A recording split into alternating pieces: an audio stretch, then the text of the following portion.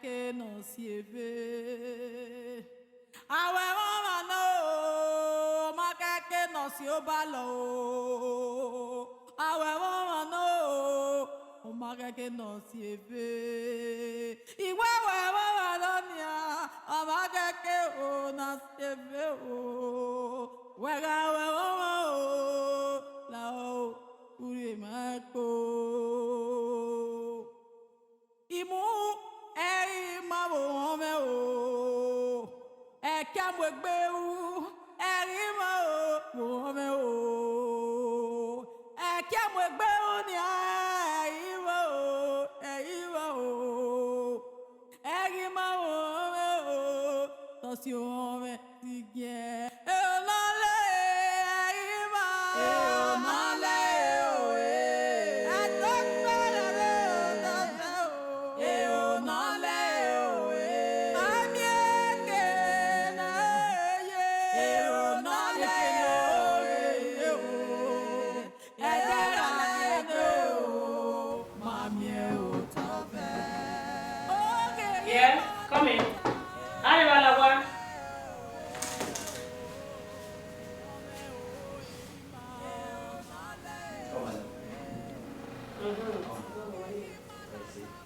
Abang okay.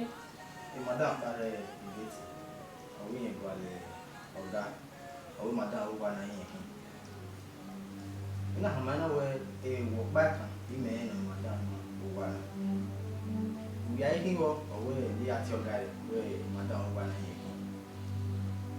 Are you sure where to miss address? O ma miss address me ze no ta we e we na yin wa. That's funny. Okay, wait on that one. I'm very sure it's on this address.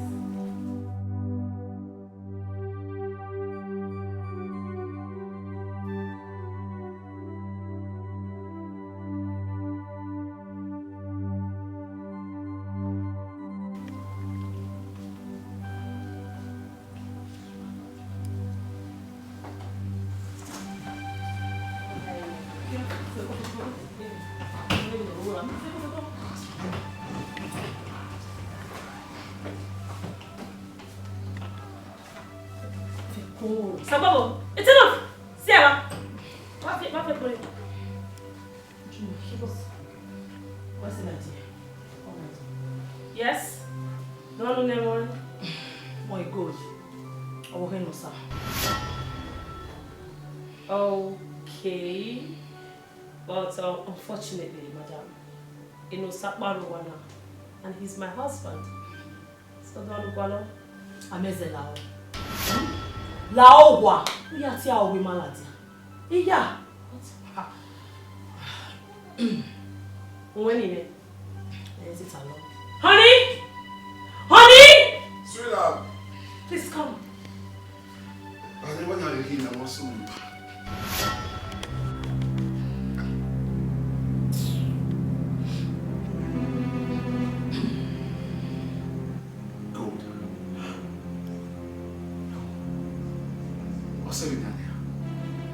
What are you doing in my house? Excuse me. Honey? Sweetheart. Why? La doma me ke mo wa jogun me lawa. Ah, imu dia now. You worry mu dia. Oh, okay, can you time away before now? Time away, can you what? Yes, they good. Good over yes. Say good with my honey! Honey! Don't do this, please. Don't do this. Are you really now? I don't know break. Honey! what's wrong? Yeah? Oh my God. Oh shit. God, now calm down. Then I point me nine. Eh? Me man like a bona. Only say la wo go. You don't say we bona that way. You don't love it say. Eh? What's this? Only say la wo go. Who call it rubbish right there? Who bring her one there? Only say me la wo go. Only say la. Oh, I hate seeing you like this, please. Only say mama. Oh, Jesus. Oh my God.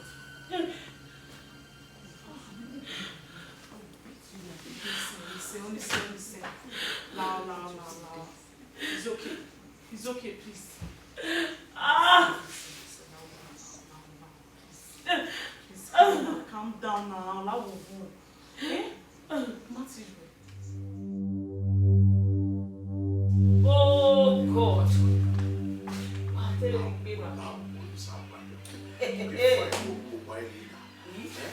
Me understand.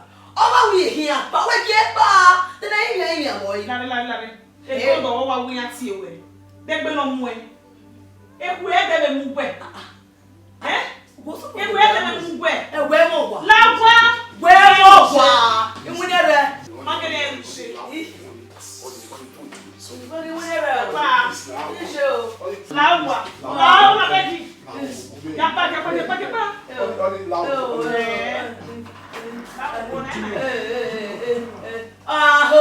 Lele akia. What's in here? Oh, washa.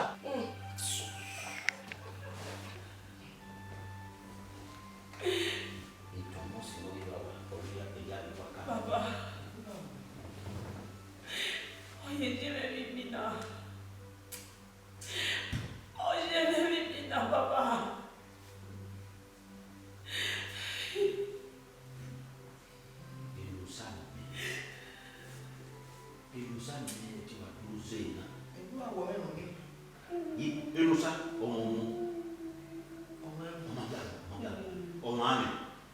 And the last I will know my hand. No, ya get by. Omo coming. Hello, honey. I get back on. Yes, yeah.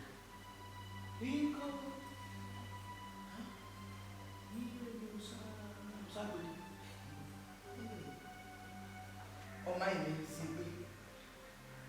I'm here to Zibi Kuneka. Hey, you will know. You know, power, Divo. Didn't know say to it, I am in Manayo. You know, say aware.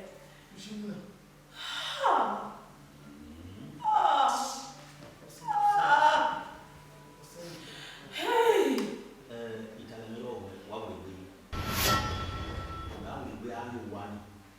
Who said so one was so simple? Oh, one who said that, walk, no power. Then, no, sometimes I don't know why my I want. I'm not done with us. Oh, what will I do? Oh, you will eat. What will you want? What do you want? Italian or what must see me? What? I will my home. Emwanta say oh we are muda elu wo diva Agwa. Kate egbe no kere egbe ma ewe jaje ni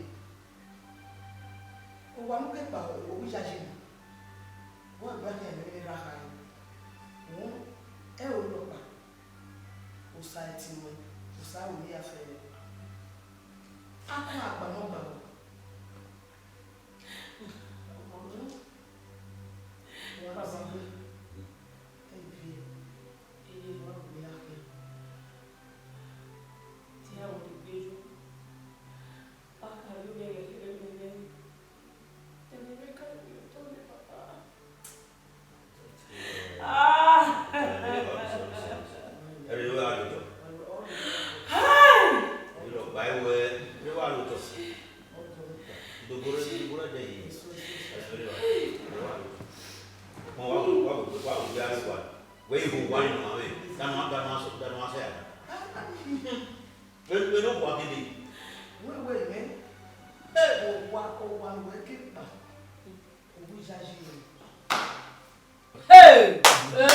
God, what have you done? Oh, woman. God, you've destroyed my life. You've destroyed everything I worked hard to build. Why? No, sir, what going on? Everywhere, tell me, understand. Ruto we are not telling you to fool you by a solo there. Oh, and how much yame? You know, say manage the stress. He manage the stress. Get here, man. Who manage the stress? And you're stressing me already. Wait a minute. You're stressing me already. Now good. You somebody. I beg you in the name of God. Now please just go back to your home. Who said it in my yard? Now, you've done enough already. Are you joking? Good. I am not joking. Oh, I'm going to leave this house and go to your house. Oh, Megan and Lutana Yala tell me where. Don't what did they? You can't stop to where? You were not water for what do we make? Yeah, what we are here? Oh, when they don't go, we go to Mohunia. Until we officially married. Who were them here? What have you been? Oh, what have you been? But God, you promised. When I promise, you're sitting like me, and you are that's what you're doing. The boy I could know. The boy I could know. Oh, how many be? Who not type of how we be? Oh God. No, sir. Rowan well. Rowan well. Good. Good. No, sir. Good. No, sir. What am I going? It's show. What are you? Hey, get rid of the time. Are you not Jumudia? Up when I did. We want to so here. What the woman has said. It's show. You may let those out. So look what that information. I don't know power. That's your way. Me good. Oh, no. Hey, it's show. Matter. Oh, working in the Hey. When no pony, no yamama coere. When they cry, well, that from way on ya. Udingbeo,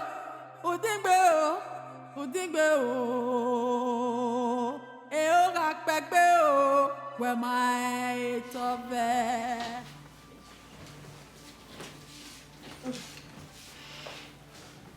Tracy, I'll see me, no see me. We'll see Kakamo.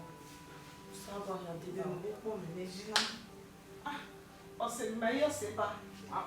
I know. What's that? There were. I'm in Niger way. Oh, my way.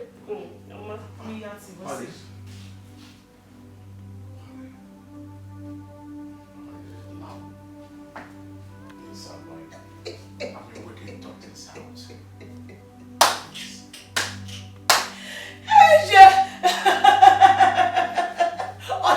Easy. I give you a door. Useless woman. Will you shut your mouth? Well, you understand. Then what tell you? What take them will be? Then what time now? You see the other side of me. What's that? You got your bed no sir. You got your bed no Bien. Although yeah, me boy. See, let's see, Why you happy now, right? Yeah, you better talk about. Make us a pen with baby talk about. And you will go down your talk. We're down your talk, no, sir. Yeah, honey.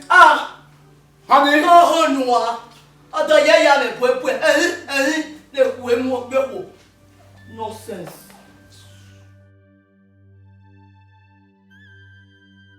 Oh, say my friendship.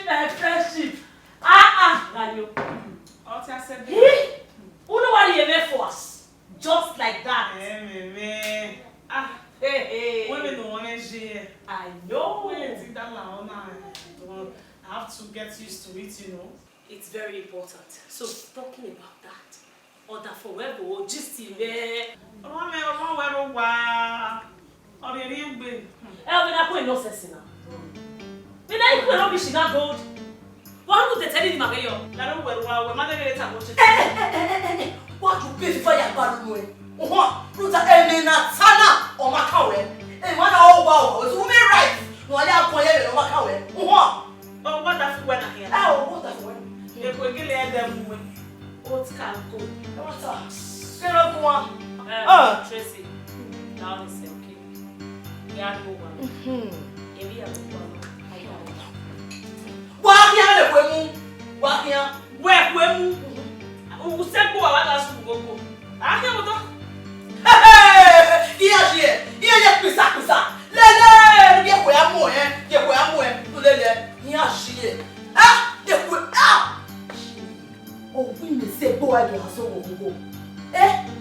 say go, I'm not to Azu go. Hey.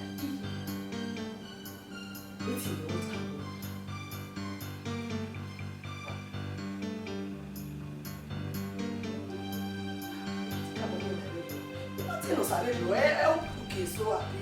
Oh, who want to here? Get us here. We are going to do you, man. You're not going to do you, Lamana. What in the show? How you here? Over here. I'm saying. Honey. Yes. Baby. What's it? Have you pictures while you were worried? A picture see my have you what? Yes, come over to the bedroom. I don't know. It's good. Honey.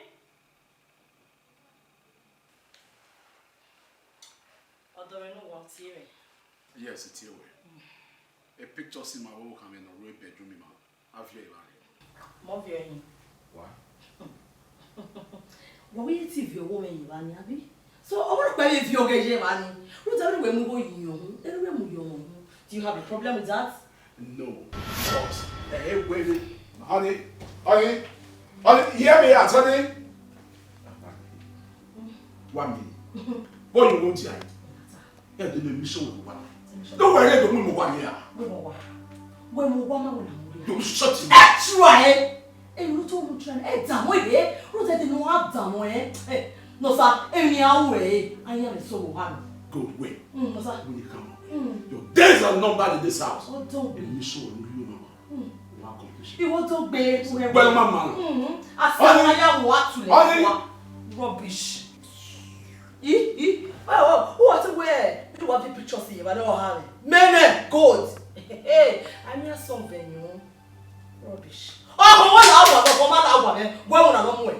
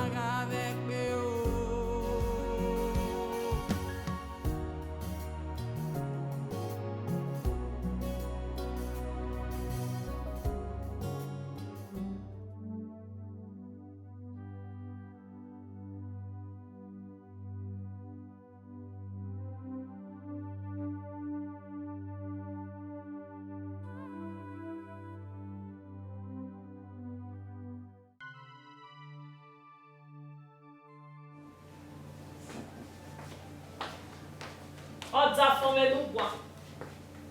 Ọ̀dà fún mi ní Hesse. You go out care for some brandy. One.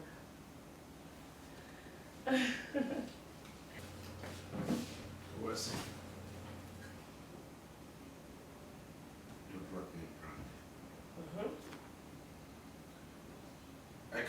remember the last time you showed me that. Ah. So by now. My love. What's the name show we love? What have you opinion? You're my husband. Besides, shit happens. We won't get the situation of my to change. We live with her, so we are good to go. Any other good? Enjoy.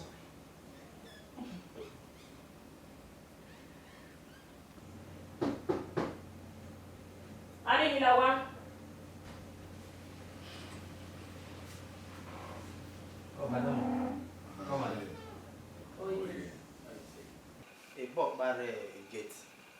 We name madam. Ina no ewe a madam no kwa gwala abi madam ekere. Awe no kwa. Ina hama ewe nya ba bolo. No fo abi no kwekwe. Ana we no kwekwe. Ina we madam we wa na. Ugele wasuwa. Kai atama wala lawa. Watu sawa wa explain. Get out. We're not hungry. Ebony, Yes, darling. who expected me? Yeah, of course. Yes, that's all. Oh, yeah. Yeah, I come here. Oh, hi. I can't have any more with them. Why the wedding not? Yeah, we'll get out. But what I go there, everybody will have a people. Madam, these are the documents and the keys to your house. Oh, okay. Everything is ready, everything is in order. Ah, You are good to go. thank you so much. Yes, ma'am. I'll call you. Where's the go? Thank you. Bye. Oh my God, so beautiful. What's the matter? Oh, wonderful Eluwa. Even here surprise you. You're seeing the newest landlady in town. You know what I'm for my love. Listen. Yes, baby. Now, where? I'm not aware of that. Of course. Just as when we are moving, deal while in one hammer. If I be surprised, it'd be man now. So, just like when you are not doing Yes. It's obvious where in marriage now. Yes! In marriage now. And then you will now. I want to go in there and documents and build this house. And you think I care? I'm a say! If I care! Boy, oh! Hey, so yaze. Or dead, or much of not belly. In this house, under my nose, una wokwo be ade. Uma samare, megi bogwania, ukiangu, atu we bear. If I care, because he can't do a kinitona. Imamu pomen and hairpa. Yes, my bags are packed. The hairpa you want. Excuse you. Enjoy your life. Nonsense. Good brilliance to bad rubbish. Big pile already. I am gone already. Hey! Yes! My wife. Oh, don't wait. Hey! No, sir. If you put him understand the matter now. If you put him understand. Oh, one with you over where? And we now. And to a kill. Now, oh, book one. Follow me, go. Just shut your mouth!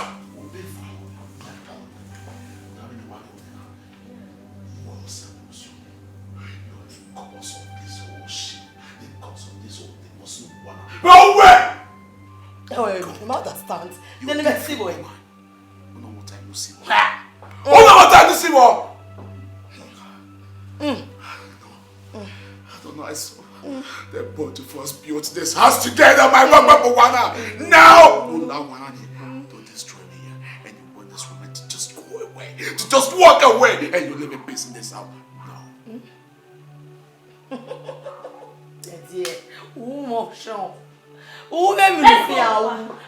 Let's go. Oh, yeah. Come, Junior, let's go. Let's go. Nonsense. Come on, baby. Let's go. And where do you think you're going with my child? Amazing. My child is not going with you. Oh, This really? is my son. Hey, my son! You must live here with me. I will do no such thing. Since you want to bow away, be my guest. Me, bow away. It's my son that will go. Bow away. Nonsense. Junior, when you are grown, you will look for me. Stay with your father. I'll see you. Wow. Nonsense. Enjoy your life. I am done. I will not die in this marriage. I will live first. Nonsense. Have him. My wife. Just shut your mouth! One more word from you, I will skin you alive. You will win. You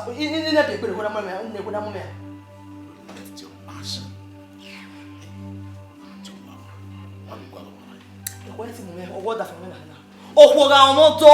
God, I am not your husband! Yes, don't repeat that word. You'll be found out.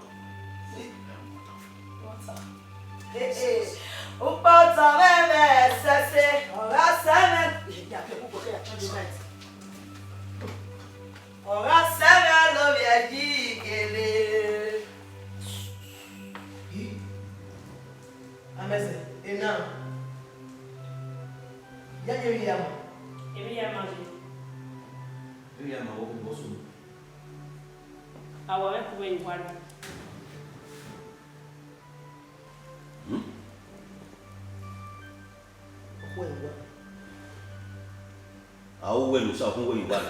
What's walking about what's I want to die boy, Mahami.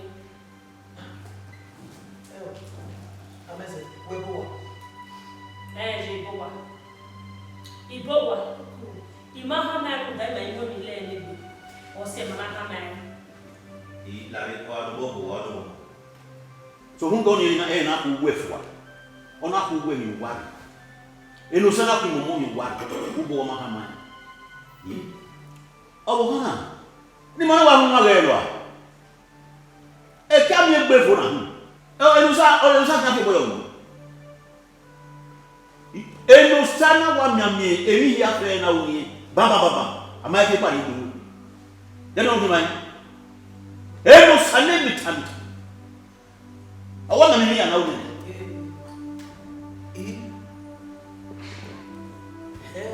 Atete wa tete jeje. Owo na ehim so. Oma ona mebira. Mese. Wewe owa ogume. Na emana ya uwe. Ore mo wa wale. No geva. Owa na owu yaji. Ayo mo yo na bo re. Me mother say man that we do di maja. Me me gbe me ni wo lo sa. Bi e go wa ba. O sa we say ibu wa le. So ya ke ma pa o wa le ni. Kan yo da. O we e drink u de me da e o ba ni. Yo. Mo me gbe no we ahin mo ba bo ni. Di me gbe go. O ke ni me no ta wa mo. O ma no inu no pa bo yo ti di ko ma. Ni ti Okay.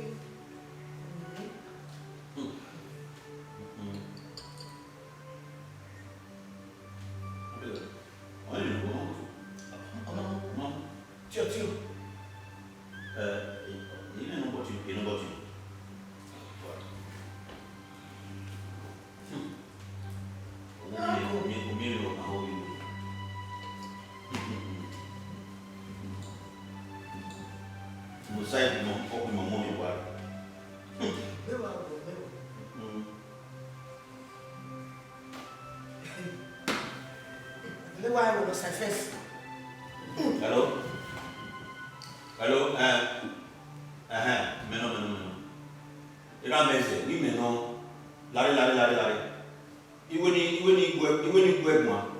Eme no sawo oto nyata no. Mwa. E no sawo oto nya ohia fi ogbo ohun. Iwe nu tie bu ine. Now, eh no sawo to na ku mu you worry. Owe obo wa makami eh na mu kama olu ine. Nu ku ine no sa. When you go on no afi go on. Iga fi no sai. Hamawe ikuno hia suena o asue kuna. O wo e ba ya ko. When dalele o ime. Chomo. What you say? Baba. Egypt. Awasi. Ihanu so. Oh. I don't know. Àti ìyàwó àsúná.